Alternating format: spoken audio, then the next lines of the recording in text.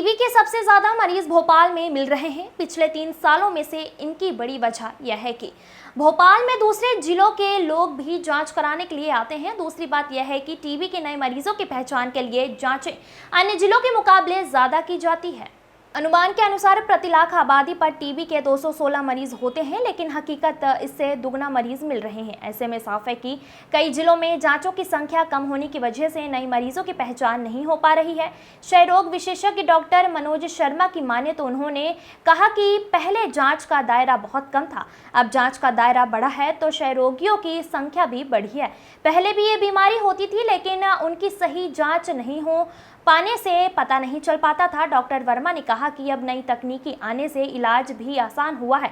Smoking करने वाले, खदान पर काम करने वाले मजदूर, शुगर रोगियों या जिनको 2 हफ्ते से ज्यादा खांसी है, उनके भी जांच की जा रही है। दरअसल मरीजों की पहचान करने के लिए अभियान चलाया जाता है। डॉक्टर टीबी मरीजों के स्वजन की जाँच करते हैं।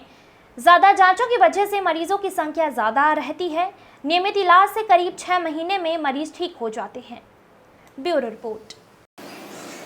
टीबी के मरीज बढ़ रहे हैं ऐसा अपन कह सकते हैं, बट की हकीकत में मैं देखा जाऊं तो टीबी के जो जांच करने की टेक्निक्स है वो ज़्यादा बढ़ रही है, जिसके कारण से टीबी के रोग भी निकल के आ रहे हैं।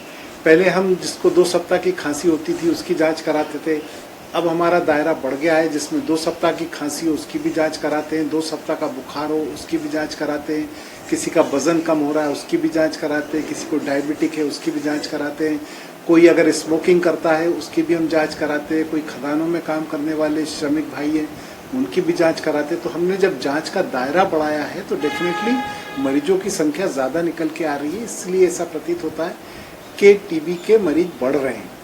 देखा जाए तो टीबी के मरीज तो जितने थे, हम कहीं ना कहीं किसी कारण से उन तक पहुंच नहीं पा रहे थे। अब हमने जांच का दायरा विस्तृत करके जहां तक हम पहुंच नहीं पा रहे थे वहां भी पहुंच के हमने टीबी के मरीजों को खोजा है और निकाल के उनको इलाज पे रखा है, क्योंकि लक्ष्य है कि अब 2025 तक हमें टीबी का उन्मूलन करना है।